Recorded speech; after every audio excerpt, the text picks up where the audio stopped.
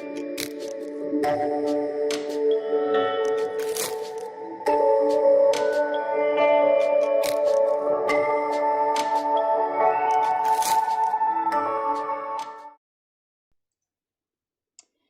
morning, good afternoon, good evening, good whatever time of day it is you're watching this. Today is Thursday, April 16th, 2020, and we are studying oceanography.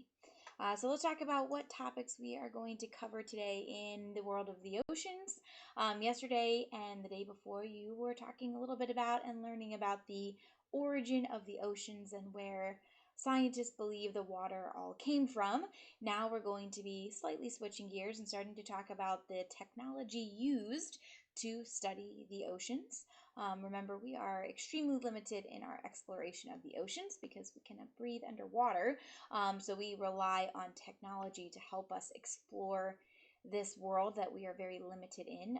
But technology only gets us so far. We've only explored about 5% of our oceans. Little interesting fact for you, we know more about outer space than we do about our own oceans, which are on the same planet as us. I always find that to be quite surprising. I thought you guys might be interested in hearing that too. So today we're going to be starting to talk about one of the main technologies that we use to study the oceans, which is called sonar. You may have seen in the assignment posted in Google Classroom, there are 3 links. There's a video for YouTube, there is a website, and then there's a link that will take you to an animation. So after you answer the daily attendance question and finish watching the video, the first thing that you're going to do is check out those 3 sources. And you want to get yourself a little bit more familiar with what sonar is and how it's used to study the oceans. And then once you feel comfortable with sonar, then you're going to be completing an activity called the sonar profile, which I will show you how to use in a little bit.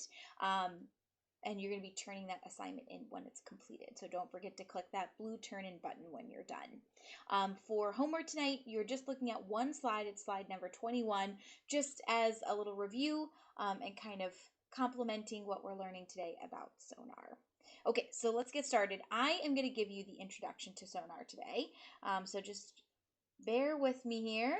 We're going to take a look at these slides and I'm going to explain a few things that you guys need to know about sonar. All right, so first off, history lesson. So those of you who are history buffs, you might like this a little bit. So sonar actually got its start during World War II. It was originally purposed for submarine warfare. So when the submersibles were driving around, I guess we'll say, under the ocean in order to detect other vessels and other submersibles. Since they can't really see through the water column, they used sonar. Sonar is very similar to what bats use to find their way around, along with whales and dolphins for their communication, in the sense that they use sound waves to measure distance or to see. Okay, so you can see in this picture here, we have our oceanographic vessel. Okay, now during World War II, the submersible wouldn't necessarily send a sound wave down. It might be going out in front of the vessel to find the other submarines. But one of the Navy captains, his name was Harry Hess, very, very, very famous earth scientist, who also happened to be a Navy captain at the time, realized that he could use this technology not just to find other submersibles in the water column, but also to map the ocean floor. So as he was traveling throughout the oceans during the war, he started making these maps using the sonar technology. And the way that this works is, you can see in this picture, we've got this like blue set of rings that are coming down from the bottom of the vessel, and that is a sound wave that gets released by, today, a computer. It's called a ping, and it travels through the water column until it hits a solid surface, in this case the ocean floor, and once it hits it, it bounces back up, and you can see that with the white rings in the picture. And basically the computer inside the ship is timing how long that takes.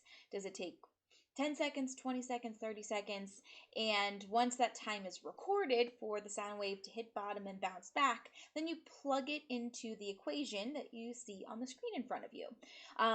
The calculation for ocean depth using sonar is actually a pretty simple one. You can see it's half the time, and that's for the sonar beam to come to the bottom and back. So you take half of that and you just multiply that by the speed of sound in water. So hypothetically, let's say the sound wave takes 20 seconds to come back to the ship.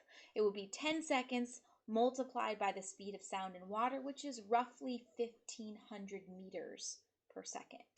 Okay, that's sort of the average speed that sound will travel in the ocean water. And then you get the depth. And when you do this across large swatches of ocean, you can then map it or graph it essentially, and you get a picture of what the ocean floor looks like, even if you can't get to the bottom, which is pretty awesome. So that is the sonar technology. Okay, so what you guys are going to take a look at, there is a video in YouTube that kind of shows you what this looks like in action. So I would definitely want you guys to go check it out. It's about 4 or 5 minutes long. It's pretty cool. It's from NOAA, which is a very famous oceanographic organization. So check that guy out. They're mapping the ocean floor in the Caribbean, which is kind of cool. There's an animation for you to play around with in Google Classroom that shows you that bounce hits the bottom, comes back up. It shows you different types of sonar. Now that we're in 2020, we've come a long way since World War II. So we have a lot of different types of sonar, and you guys can check that out and see what they look like.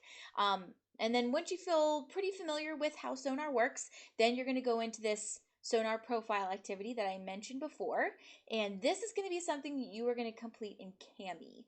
Hey, remember, unfortunately I can't show you from my view because my view is different than yours. When you open up the PDF in Google Classroom, there will be a little blue box above the PDF that will say open with Kami. Click on that and then it will take you to something that looks like this.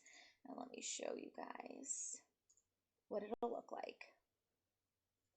Okay, so pardon me, I'm not going to be looking at the camera right now. So if you take a look at this, this is where you're going to be basically making a profile of the ocean floor from some sonar data. So you want to read the background information in here. Then you are going to do a little bit of math. The formula is there for you. It's the same formula that I just went through in this video, and that is on the PowerPoint. You can see in this case, they're asking you to use a little bit more precise measurement for the sound of water, or the speed of sound in water, excuse me. That's 1524 meters per second. Just do me a favor, guys. When you're typing in your answers, please don't write it with a stylus. Please use a text box. Okay, you just click on the text box, click on the spot, and then you can start typing your answers, whatever they happen to be. Some of you guys were writing your answers with a stylus the last time we used Kami, and I had a very hard time reading your answers. So if you want full credit, please use the text box. Okay, so you're gonna solve for all of the times here. Okay, and then basically you're going to plot what this ocean floor feature looks like. I'm going to give you a hint. It is something related to plate tectonics. It is something we have studied many, many, many, many times. It happens to be in the middle of the Atlantic Ocean.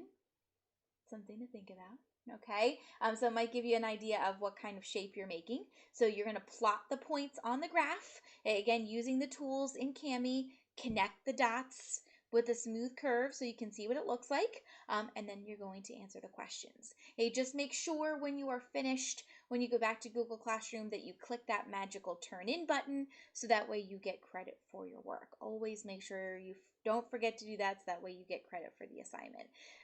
Again, just like usual, if you have any questions about sonar or about Kami or about anything in this presentation, please make sure you let me know. Again, you can always send me an email. You can post on the Padlet site, if this will open. There we go. And you can also send me a private comment in Google Classroom. So you have a lot of places to ask for help. Sonar is all over the internet, so if you need any help, you can always look it up, do a little Google searching. But you guys should have plenty of resources to be able to complete this activity for today. Okay? All right, guys. Hope you have a great day. I'll see y'all tomorrow.